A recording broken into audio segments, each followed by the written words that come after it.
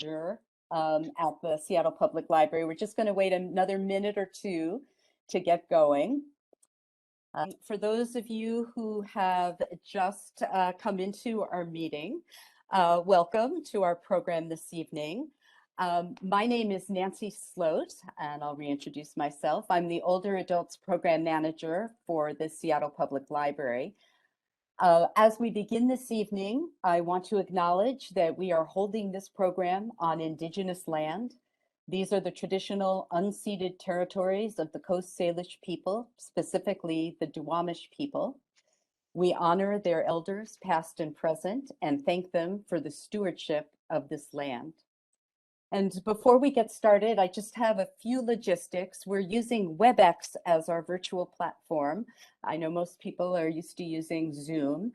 We're in a webinar format, so there'll be no video for the audience, and we've also muted everyone during the presentation. We will have plenty of time for Q&A. Just use the chat button at the bottom of your screen if you're on a laptop. And if you do prefer to ask a question out loud and not type it, just raise your virtual hand under reactions at the bottom of the screen and we'll unmute you. And we will definitely be looking at the questions coming in on the chat. Behind the scenes, we have a variety of people from our events department and from our Library Equal Access program. So just like in Zoom, you can change the layout of the screen to just see the speaker, for example, in the upper right of the screen. We also have live captioning of this program in English, and I'm going to turn the microphone over to my colleague CJ, who's going to explain how to get captioning if you would like to use it. Hello all and welcome. Thank you for joining us this evening. I just placed a link in the chat. It is to a stream text page that will, if you click on that, that will open up a new page that will allow you to see the captions as you listen to the program.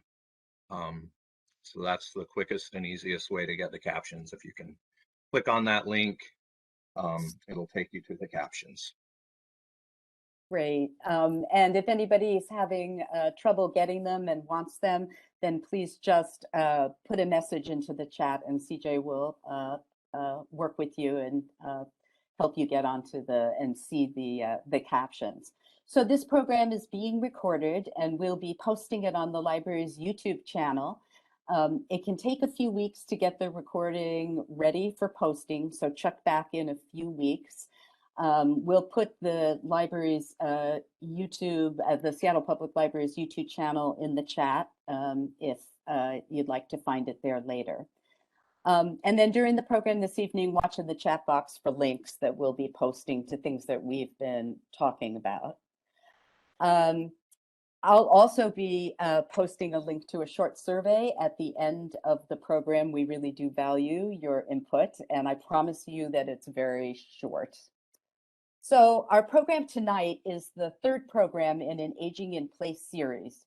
You know, most older adults, when asked, say that they want to age in place or age in community. And I know Barry's going to be talking a lot more about this, but our series has been looking at several housing options which promote aging in place. And we did programs on Seattle's virtual villages and also last week on home sharing. And our home sharing program was recorded and we'll be posting that again on the library's YouTube channel. So for other programs and services supporting older adults at Seattle Public Library, visit our section on the library's website called Next Chapter. We have programs, resource lists, blog posts, reading lists. And of course, speaking of reading lists, I wouldn't be a librarian if I hadn't created a book list. So we're posting a link now in the chat to the book list called, surprise, Aging in Place. It includes titles and websites. And the library is also committed to making our collections and services accessible to all through our Library Equal Access program, and we call it LEAP. We have accessibility software on all of our public PCs. We have a lab at the Central Library, which has even more software and more assistive equipment. And we have a wonderful staff who can answer questions and connect patrons to resources and organizations in the Seattle area. And we're putting that contact information also in the chat. So to get started, I'd like to turn the program over now to Barry Long. Barry has had a pretty amazing journey. He's been a professional speaker and leadership coach. He's also a realtor and accessibility expert, and he's well known here for his passion talking about universal design and accessibility. So thank you, Barry, so much for being here this evening. Thanks, Nancy. I appreciate the opportunity. We'll just jump right into kind of what the definitions are. And, one of the things that we hear as realtors is the ADA. So I'm going to start with what the ADA is and give a little bit of a description of it so people understand the terminology when they think about age in place and when they think about what universal design is and what truly accessibility is. And so I want to highlight what the ADA is. And the Americans with Disabilities Act is what the ADA stands for. And it was passed in 1992. And it's a federal law that says that basically you can't discriminate against somebody because of their disability. And it's really, in terms of aging in place and in terms of universal design and real estate, the ADA is based on public consumption. So, for example, I use a manual wheelchair, so you can't see that from the Zoom of me with my shirt up. But down here, I got a wheelchair. Back in 1991, I crashed my motorcycle. I put myself in a manual wheelchair. I've been in a wheelchair for 30 years. And what the ADA says is that somebody who can walk and somebody who can't walk using a wheelchair should have equal access to use public facilities, such as a movie theater or a restaurant. So if you go to a restaurant and I go to a restaurant, I should have equal access to be able to get into that restaurant, use the bathroom, use the facilities. So the ADA says that federally, a public organization can't discriminate against me because I use a wheelchair. So when somebody says that something's ADA compliant, what they're talking about is that there's a minimum set of guidelines that a public entity has to have to be accessible for you, somebody who can walk, and for me, somebody who can't walk. And that's what the ADA is. So if you want to think about it in just actual physical terms of a ramp, there needs to be stairs to get into a building. There needs to be a ramp to get into that same building. And that ramp has to be ADA compliant, meaning that it's the minimal set of standards to allow somebody to get into that facility. So that's when somebody's talking about the ADA from building perspective. The ADA is for public consumption. Now, then there's a second layer, which is called the Fair Housing Act. And the Fair Housing Act is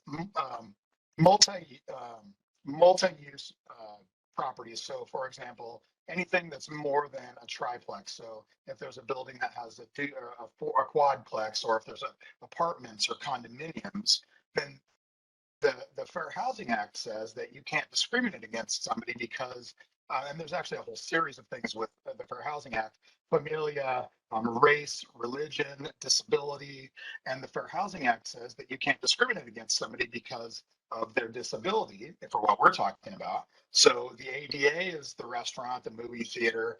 The Fair Housing Act says that if there's a set of condos or if it's a fourplex or more, then at least a certain percentage of those units in that building have to be accessible for somebody to use. And accessible is based on a series of titles under the ADA.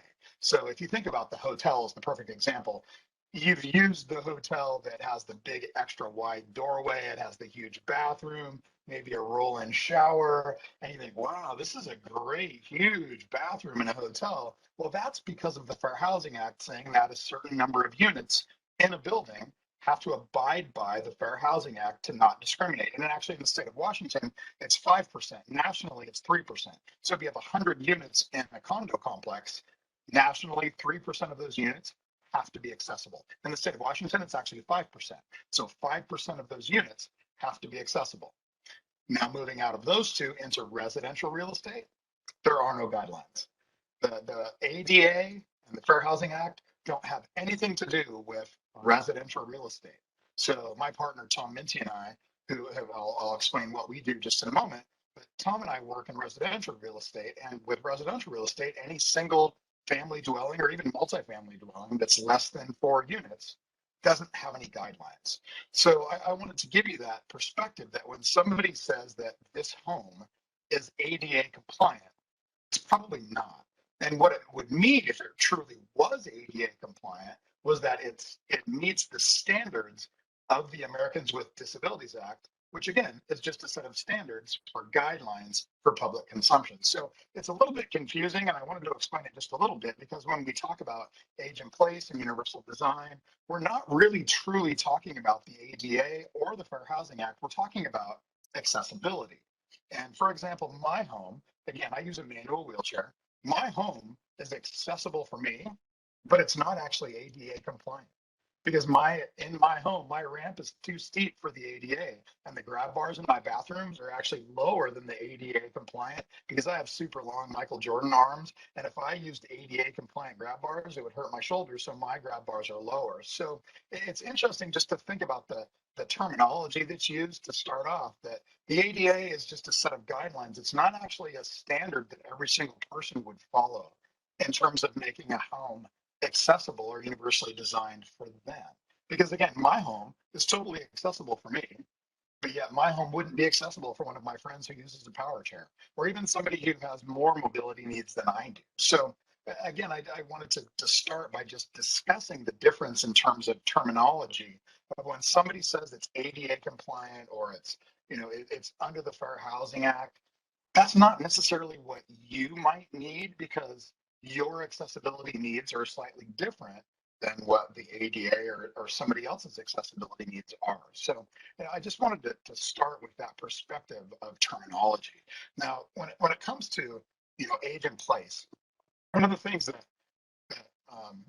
let me back up a little bit. One of the problems that we've had in real estate, in terms of just residential real estate, is that there's been very little done to allow somebody to find an accessible home.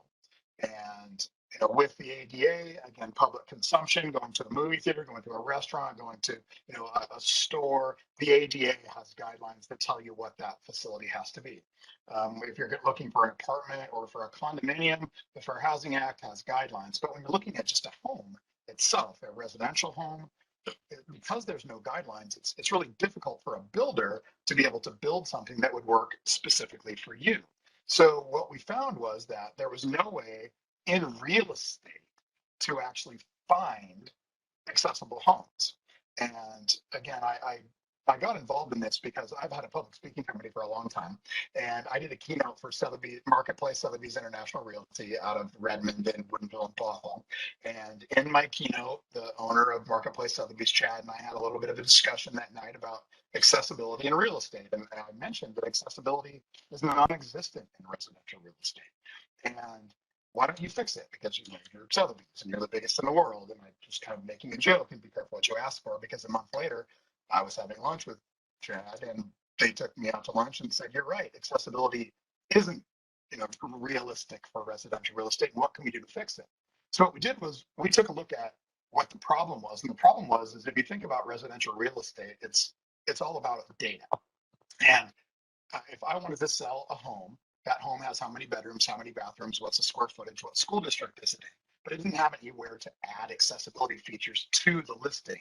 So what we did was we worked with the local multiple listing service, and we added a section of accessibility to residential real estate. And now a realtor in Washington can go in and they can list all the different accessibility features that a home might have. And then now when somebody's looking for that home, they can search for those accessibility features. So now in the state of Washington, we can search and find accessibility features in homes, which leads me to age in place and universal design. Because one of the things that we don't think about in terms of what we truly need is we think about, people talk about disability, what is a disability and what are your needs. But what my partner and I, Tom Minty, is my partner, and what our company has, what we've created in terms of accessibility in residential real estate. And what we came up with was that it's not about the disability, it's about the features of accessibility. And what we found is that every single person who has mobility needs has accessibility needs, and those accessibility needs are features in a home. So when it comes to what universal design truly is, universal design is, and I'm going to pull my phone up here so I get it right, because universal design is, and I'm going to quote now from the internet because the internet's always right here, but it's perfect in this situation. Universal design is the design of buildings, products, or environments to make them accessible to all people, regardless of age, disability, or other factors.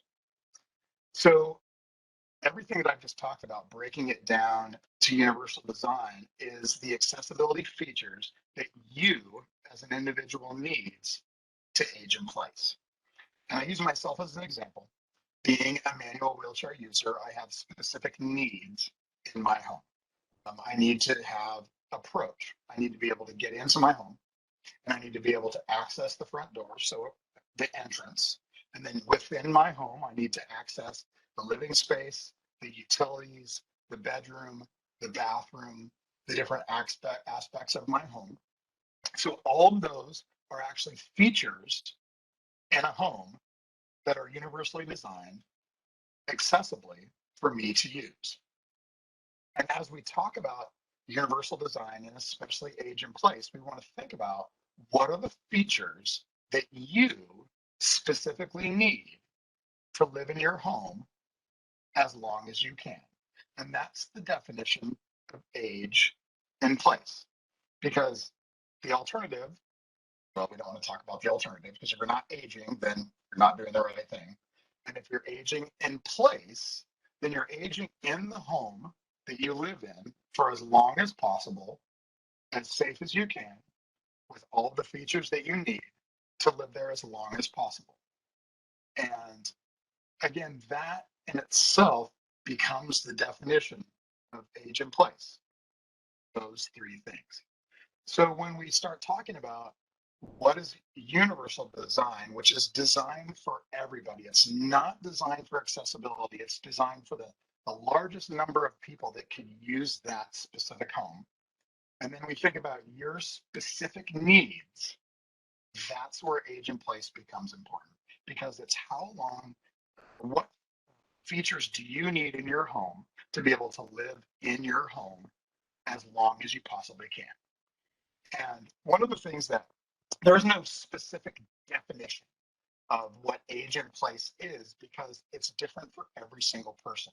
For me, I have a manual wheelchair. So I have specific needs feature-wise that I need in my home.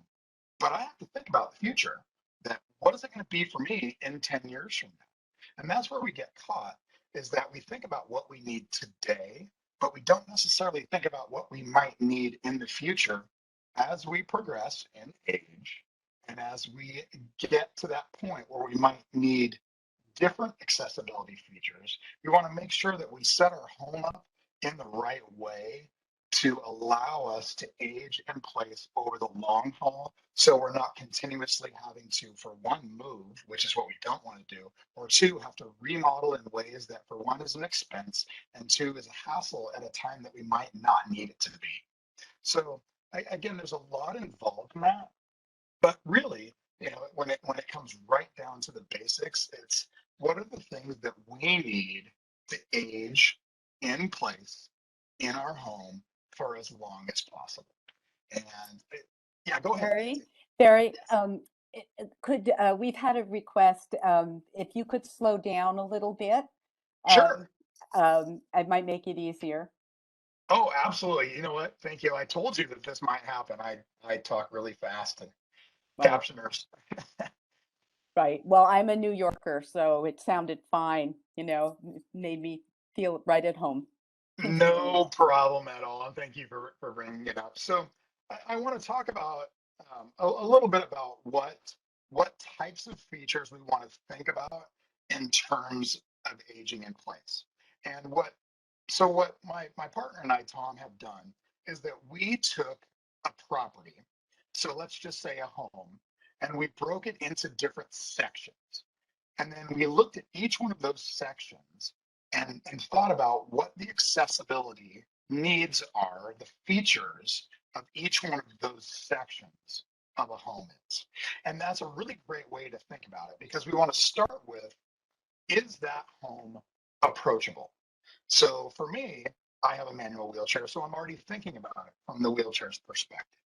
But let's say somebody's progressing with maybe Parkinson's, or some kind of a progressive situation, or just in age in itself, that you're thinking about the bones of this home, and can we approach that home? Can we get from the driveway, from where we would park our car, or can we park our car in the garage and get into the home? So approach is the first thing that we think about in terms of, is a home going to be age in place ready for us in the long haul? And then we say yes. The driveway is right, the garage is right, the way that the approach of this home sets it up, so we could potentially age in place to get to the home. And then we think about the entrance of the home. How many steps does it have, if it has steps? And up to 3 or 4 steps, you can put in a ramp. There's several different things that you can do to make a home accessible from the entrance side. Does, for me, like a manual wheelchair, or even somebody who might need a power wheelchair someday, can they get to the front porch, and can they turn themselves all the way around? Can they then access the interior of the home? And so then we say yes. Wow, so the approach and the entrance of the home are both accessible. That works. So then once you get into the home, we break the home down into different sections. And one is living space.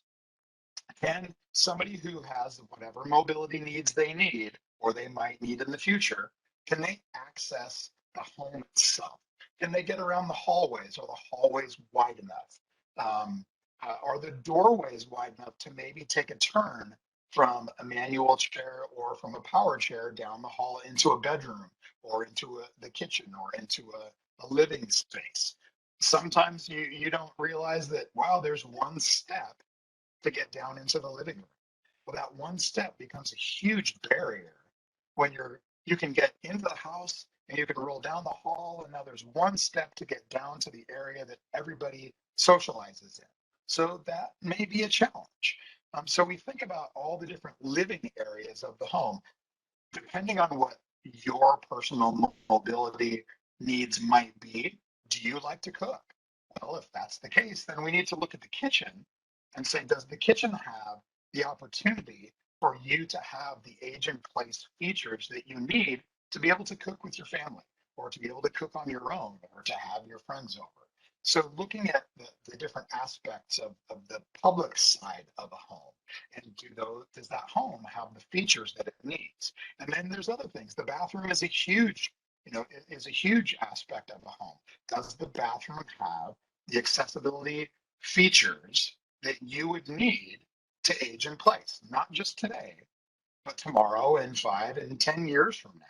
Because the idea of age in place, again, is as long as you can possibly stand that home. So looking at a bathroom, does the bathroom have the right structure for you to today maybe be in your walker, tomorrow maybe be using a wheelchair to motor around your home, or maybe even one of the little manual or the little power scooters or chairs to get around? So looking at, can you access all the different aspects of that bathroom to make sure that you can truly age in place there?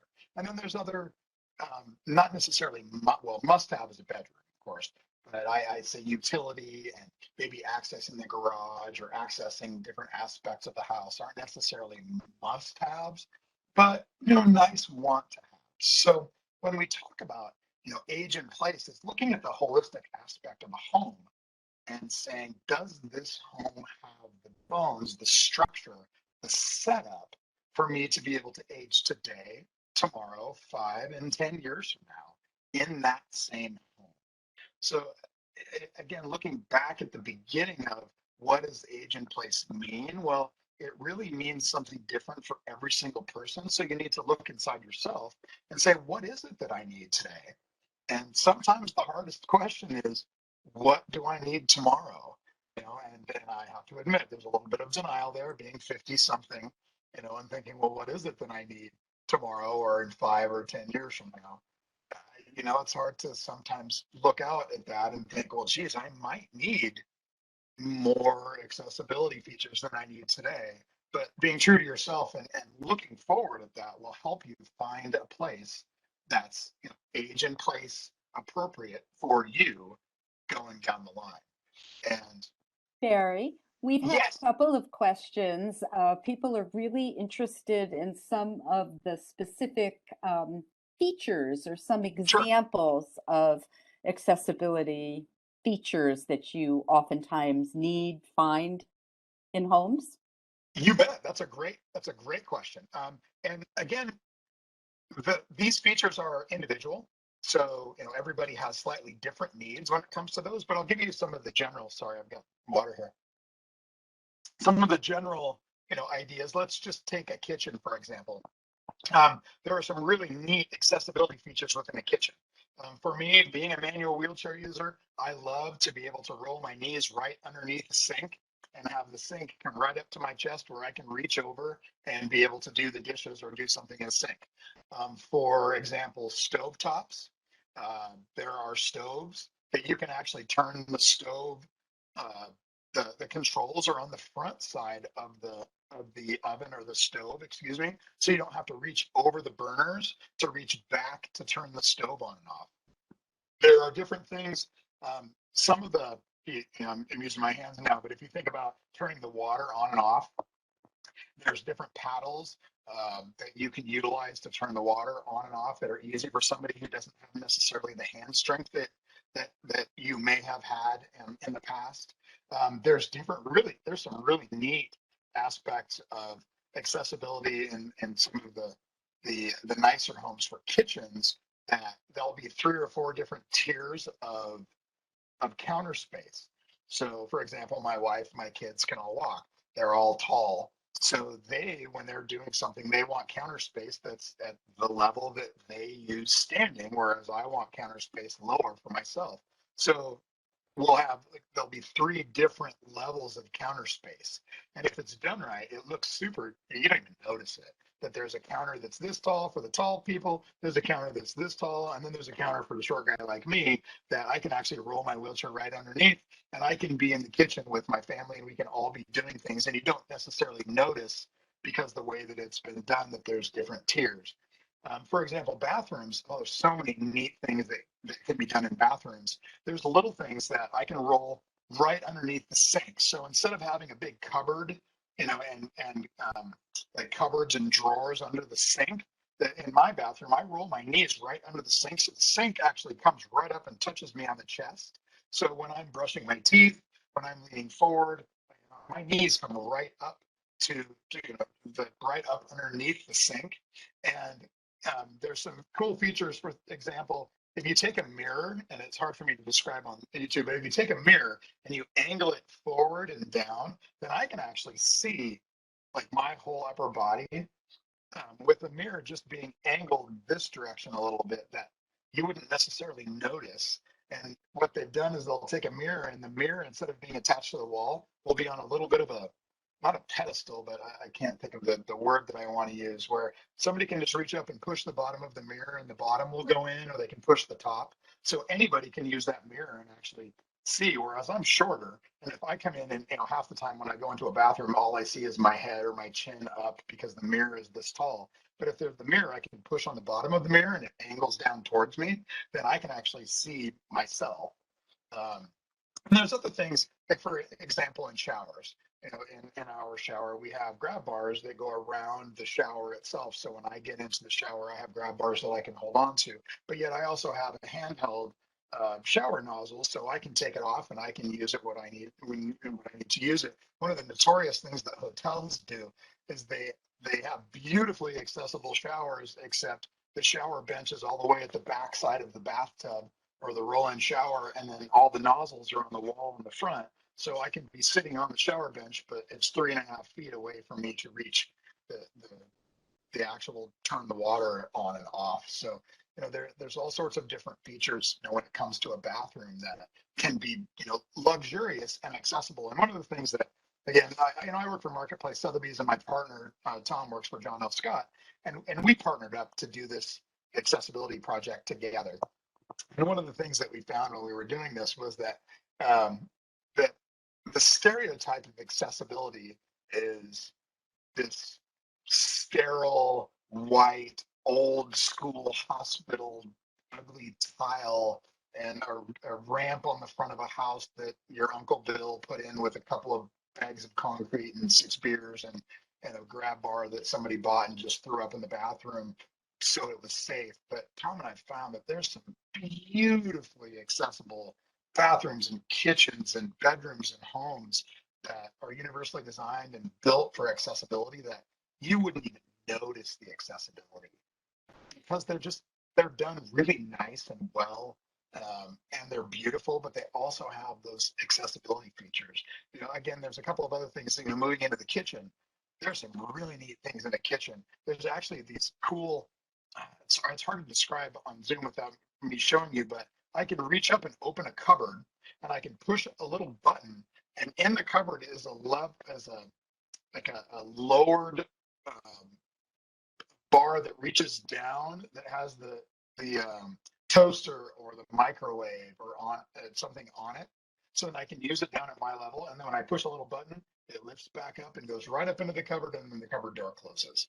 So there's some really neat accessibility features that are available by, you can just search them online. There's ovens that most people think about an oven, that the oven door opens up and then it comes straight down. But for me, that doesn't necessarily work, because when the oven door comes down, then my wheelchair can't get to the front of the oven. So an oven door that opens like a refrigerator door, where I pull the oven door open and twist it sideways.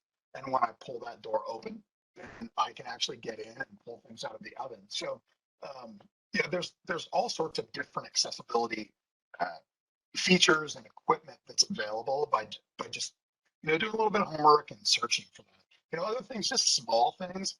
Washer and dryers stereotypically have you put the stuff in from the top, but there's washer and dryers that it's all front entrance. So you open up the washing machine from the front, you open up the dryer from the front, you push everything from the front into the washer and dryer. And those are other things that me, being somebody in a wheelchair, or somebody who's maybe using a walker that needs some stability, that needs to hold on to something when they're utilizing that, those types of features are readily available. It's just a matter of figuring out how those work into whatever the accessibility needs that you have. There's different types of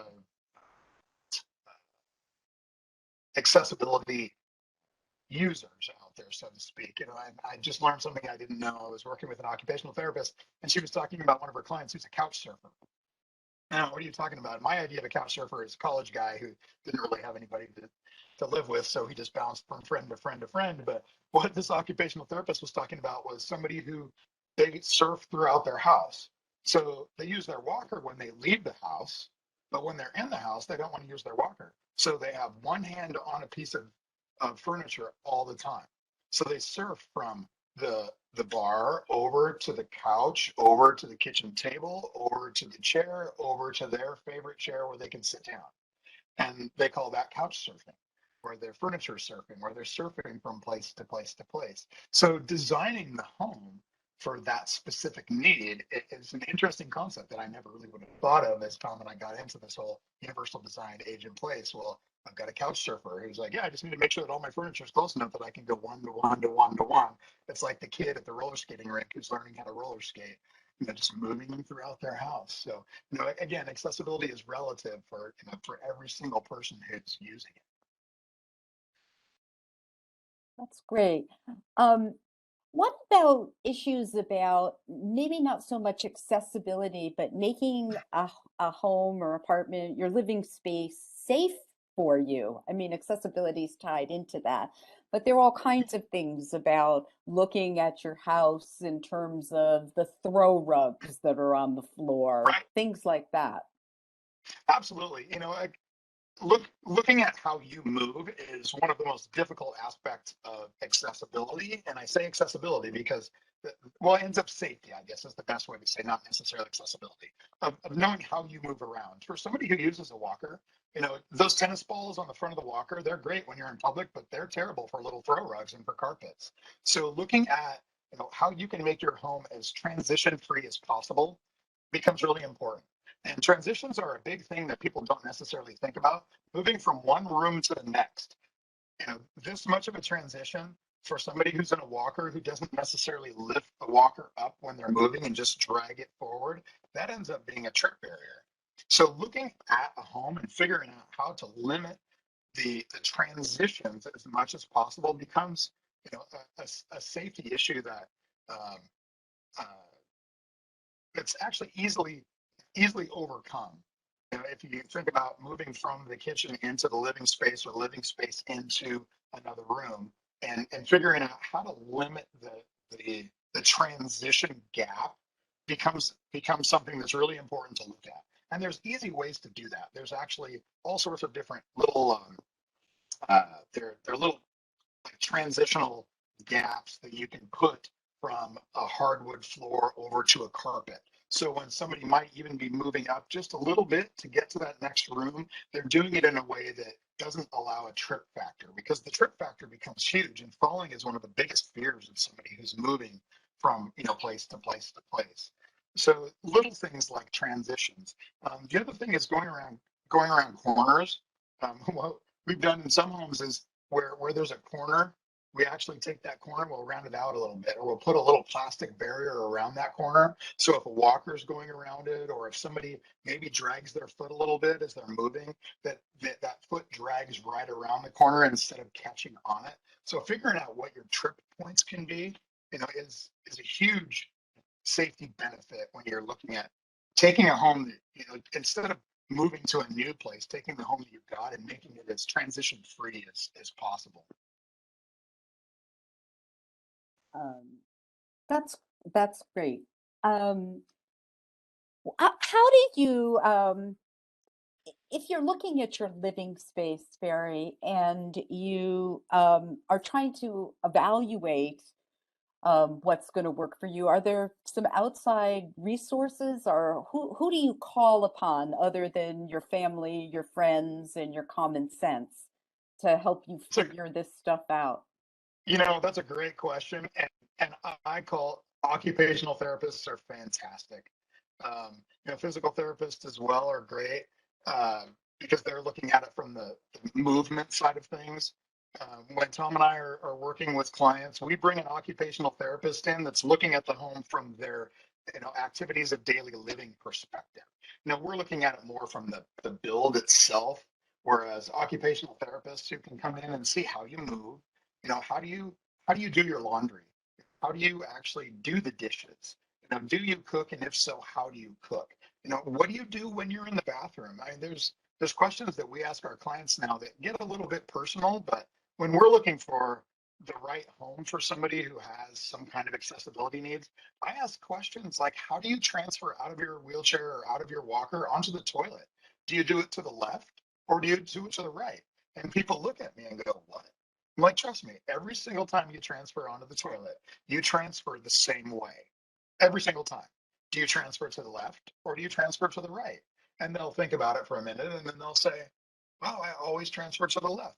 That's great to know, because now we know that the safest way for us to build your bathroom out or set your bathroom up is to have you transferring to the left onto the toilet, which means that the grab bar needs to be right here because that's where your support is. Or maybe your support doesn't need to be when you're getting out of your walker, wheelchair, or even just standing and then sitting down. Your transfer support needs to be when you're getting up, because you can get onto the toilet just fine, but it's a little bit more difficult to get off the toilet after you've been there for a bit. So where do we need to put the grab bar so you can reach up and you can pull yourself to stand up to be as safe as possible? So the occupational therapists become just you know, our saviors in that world, because they're really looking at your activities of daily living and then thinking about how you move and what you do to make sure that we can set up the facility and the bones of your home to support your activities for you to be able to age in place as long as possible. Yeah. Somebody made a comment, Barry, that clearly there's much opportunity for improvement on the part of designers slash architects slash builders of apartments, and especially for people who are renters. What's happening with, developers? Are they including any of these accessibility features into newer buildings? Yeah, we're working on that. One of the problems that we've found in accessibility is, again, the old stereotype that accessibility costs more and less people will use it. So in this situation where I was talking about the 3 or 5% of units actually have accessibility features, we're taking a good guess that only like 1 or 2% of people with accessibility needs actually live in those units, because everybody wants the bigger bathrooms and the wider doorways and the wider hallways. So what we're trying to do is educate builders and designers by saying, hey, right now, I mean, we're taking a pretty good guess that 1 in 5 people in our country have some kind of a mobility need, which they could use accessibility features, which would then help them age in place.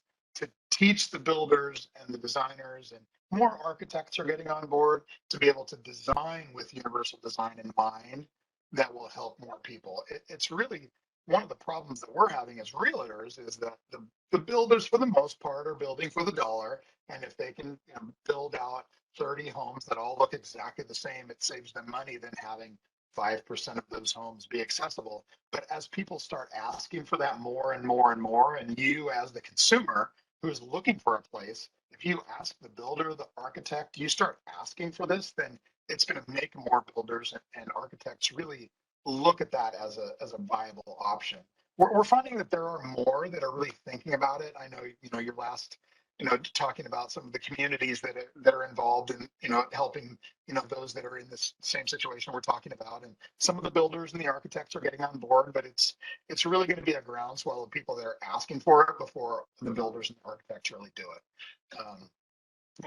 Which is frustrating, but it's like one step at a time. We're now, there's always been this fear that for the builder side that it's more expensive and people aren't going to need it. But yeah, it might be a little bit more expensive to build it the first time, but if you build it out right, then somebody will need it, somebody will buy it, somebody will use it. So, but we're working on that. But again, the more people that talk about this, the more builders and architects will get on board. Right.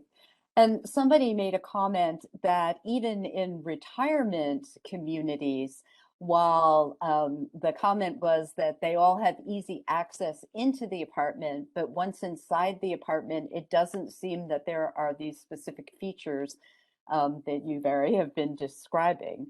So again, is that a question of putting pressure on those retirement communities? What's funny is you said just the opposite of what I was going to say. What we've found is that there's different communities, and I won't list any by name, but there's some, 55 and over communities that are out there that the inside of the homes are actually relatively accessible, but there's 1 or 2 steps to get into every single home within the community. So it's this oversight that we look at each other and go, really, did they not think this through? So again, education and pressure is one of the things that's going to really help us push this to the next level, because I jokingly say I wish every architect, builder, and designer could just get in my wheelchair for a week and have to go through their own designs, and be able to use that home. And my wheelchair is a pretty good standard. It's right in the middle. It's not quite power chair, but it's not quite walker. So it's like if I could put everybody in the chair for a week and make them go through their own like model design home, then they would go, oh, maybe this doesn't work as well as it could. So, part of it is pressure. I think as more of us get to that 55 and over, where not everybody's going to need a wheelchair, but everybody's knees are going to hurt a little bit more, and we're going to need more and more accessibility, that hopefully the builders are going to be getting on board. And you mentioned renters. We're in a terrible situation with renters because the rental buildings have to live under the title of the Fair Housing Act. So they only have to, by law, have 3 or 5% of their units accessible. So the chance of finding an accessible home is limited. And then we realize that. But something to keep in mind that if you need accessibility features for a rental unit, the landlord by law cannot deny you making those changes to make that unit accessible for your needs. Now, keep in mind that when you move out, you are also required to bring it back to the same position that that property was in before you rented it. So if you need to make it accessible, you have to take it back to the way that it was. Now, what we're finding is in that situation that, at your expense, you can make it accessible. And then when you justify and you want to move out, you justify it to the landlord saying, hey, look, we just added value to your property. Do you really want us to take out these accessibility features? For the most part, they're going to say no. And they're going to just let it slide for the most part. But they're not allowed to deny you making your unit accessible for your needs. It's against the Fair Housing Act. So if somebody needs accessibility features, they can't be denied those. You will have to pay for those. And knowing that when you move out, you might have to take it back to the way that it was before, but they can't deny you making accessibility upgrades to a unit. It's against the Fair Housing Act. So it's something just to keep in mind. It does give us a little bit of play. Great. Well, why don't you continue on and we'll wait for more questions to come in. That would be Yeah, great. you bet. One of the things that we found is that in the clients that I've been fortunate enough to work with, is there's always a little bit of denial. And I talked about this just a little bit ago. It's hard to look at 5 or 10 years in the future and see where you or your situation might have progressed to if you have especially some kind of a degenerative situation with a Parkinson's or MS, and then figuring out what it is you need down the road. And the reason why that's so important is because it's really expensive to, for the most part, to do upgrades to make your current living space accessible. Or if you are in a situation where you live in a tri-level and now you need to you can't make your home accessible and you have to move. And one of the things that Tom and I work on really hard is making sure that you only have to move once. And that's again where the age in place kicks in, is by, sometimes, biting that I don't want to admit where I might be in 10 years from now bullet, but looking in the future and thinking, well, I might need this today, but I'm possibly going to need that tomorrow, and really looking through what that might be becomes really important, because as you're looking at truly aging in place in wherever it is that you live, by doing it right the first time, you don't have to do it a second time. And we don't want you to have to move again. If you have to move now, it's enough of a burden, it's enough of a hassle, it's enough of a cost, that we want to make sure that the bones of the house that you're looking at today to buy will suit you as long as possible. Hence, I've said it 25 times, aging in place for as long as possible in that specific facility. So when you start looking at homes, really taking that deep breath and going, okay, well, this is what I need today, but this is what I might need in the future, becomes really important, so you don't have to do it again. Because this is a huge expense, and it's a big burden to have to pack everything up and to move and then reevaluate where it is that you live and what's important to you, to then have to go do it again in 5 or 10 years because you didn't necessarily look all the way through the process. And we really try and do that. We want you to think far enough in advance that this truly is the place that you can age in place. And it's I joke, and I said it earlier, aging is a huge benefit, because if we're not aging, well, it's just not where we want to be. So by doing that and thinking it through the long haul, it saves you hassle later. It saves you, it saves your family, because now your kids are involved and they're going to have to be involved in you moving again. And you don't want to have to do that if you don't need to. And sometimes circumstances set themselves up that you have to. But for the most part, you really think it through and look at the long term, then that saves you an extra step later. And it saves you cost, and it saves you hassle, and it saves you all those things. So when you're looking at, do you need to move? Well, is it more cost effective for us to just remodel where you're at? And there's designers that are lovely at that. We have a fantastic designer named Carly Hoke, and Carly will come in and she'll look at your house and she'll say, what, we can take that bathroom and the laundry and we can turn that into primary bathroom that's right next to the bedroom on the main floor, and you can live there. And here's what we need to do, and it's going to cost X. And then we weight that of saying, okay, well, here's the expense for you to stay in your current house, or here's the expense for us to go find you a home that's got better bones that you could live in longer. And then it's your decision as to which one of those options is going to be the best for you now, 5, 10 years down the road. So, there's lots of scenarios that we go through, and Tom and I, we have a whole team of people around us that help us, when it comes to that. We were talking about occupational therapists, we have designers, we have architects that we go to. We specialize in real estate, and all those other things we let the experts step in and help us with. So Yeah. I'm sure, I mean, we would all love it if we could hire all these wonderful architects and make the home that we've been in, mhm, for 25 years. But I think that practically, there may just be spaces that are just way too expensive or sure. to actually change, right? And that people don't have the finances to do Mhm. that. And so those are really hard decisions. They really Um, are. Oh, I'm sorry, go ahead. no, it's you're Oh, on. no, you absolutely hit it right on the head. And that's where we try and balance. We don't want somebody to have to move if they don't have to move. And when it um, comes right down to cost, the cost of what's it going to cost you to live in your home for now 5-ish years, maybe 10, versus moving to be able to stay in your home for that 10 years, or stay, or move to a new home, or stay in your home for a few years and then maybe move to an assisted living, because there's some beautiful assisted living, communities out there. So, we're not saying that those are a bad place, in any way, shape, or form. It's just a matter of cost. So, sometimes it's cost, and sometimes it's opportunity, and sometimes it's availability. Well, does your home have the availability to do some of these upgrades that will allow you to stay there for the next 5 or 10 years? And if not, then comparing the cost of maybe moving to a home that you could stay 5 or 10 years, or that cost of maybe an assisted, not assisted living, but a communal living, where then you can move next door to when you need a little bit more assistance. So a lot of this is driven by cost, and then and that's kind of the way of the world with us, and it's figuring out, well, which is the most realistic aspect of your life choices based on the financial situation that you're in.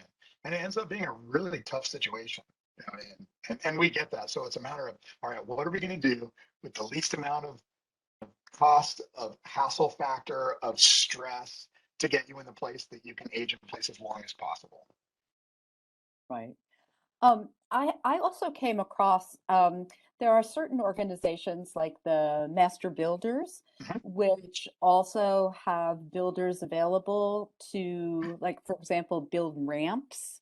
Um, and that many people don't know about that resource, and that they're actually looking for people's homes where they can actually build ramps. Yeah, Did I get that's that right? you got that exactly right. And last year, and I know COVID was crazy, but last year I think that they call it the Rampathon, and we love the Rampathon. They'll builders and architects will come out and they'll design and they'll build and they'll take care of all the costs of building a ramp for you if you need it. And they couldn't find people to build ramps for. There were all these architects and builders that were all ramped up. That was terrible.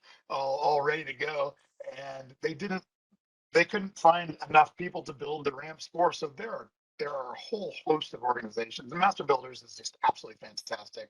The different realtors associations are all doing what they can to help as well. So if somebody has a need, reaching out, and figuring out what that need is. Tom and I have a company that we call it's called Able Environments, and one of the things we do at Able Environments is try and set the right people up with the right resources that they need. And whether it's building, whether it's buying, whether it's remodeling, whether it's just a ramp, whether it's, we're helping somebody who needed to figure out what their bathroom situation was, is, hooking up the right people with the right people to then get it get it taken care of. So yeah, there are all sorts of different organizations. There's a whole bunch of different organizations that are set up just to help veterans, and there's people and there's organizations out there to help those that have disabilities. And there's lots of different associations out there that also help. There's an ALS association, and there's a cerebral palsy, and there's the Parkinson's, and there's multiple sclerosis, and all these different associations have different networks that there's lots of opportunities and finances there for those who might not necessarily be able to afford what it is that they need. Great. Well, we have a few more minutes. I don't know if there are Sure. any other questions that people have, or if you have some other points that you wanted to make, Barry. It's for me, I'll give you a little bit of history of myself. So again, I put myself in the wheelchair with a motorcycle crash in the early 90s, and then I took 2.5 years and backpacked around the world in my wheelchair. I wanted to go see what the world was like. I bungee jumped and I skydived and I scuba dived, and I've done things in wheelchairs that most people shouldn't do in wheelchairs because life is about living, and I've had a public speaking company for the last 30 years, and I got into real estate because I did a keynote and I made fun of the fact that accessibility wasn't existent in residential real estate. And I found there was a huge group of people there that agreed and that wanted to help. And in all of my adventures and my travels, I've found that there's somebody out there to help you in whatever situation it is that you are in. It's just not being afraid to ask. And that we as a society are really afraid to ask for help because it makes us feel weak. And I think that's so the opposite of the way it should be, that by asking for help, we're now tapping into the strength of those around us that want to help lift us up and get us where we want to go. And that's where Tom and I have really prided ourselves and love what we do, because being out there and finding those that need the help and that those are willing to help, you put the two together, and it's a win-win situation for everybody. And I love what you're doing with this series and with this set of seminars, because it's the people that are watching and those of you that are out there, you aren't afraid to ask for help or you wouldn't be here. And that's, I think, a huge power that we as a society are missing, because there's so many people out there that are willing to help. Right. Well, we're going to post your email, and people I know are welcome to contact you. We'll post that into the chat. We'll post my own email at the library so people can get in touch with me as well. And before we go, we also just wanted to post our survey link. And again, we'd really appreciate it if people would take this very short survey. Again, I promise it's short, because we really do value people's ideas for further programming. And I'm just checking to see if there were any other questions coming in, and I don't see any. So we're going to end actually on time. That's a first for a program. And I wanted to just thank everybody for coming, and thank Barry especially for his wisdom tonight. And thank you all. You bet. Thank you so much. And reach out with any questions any of you have. Excellent.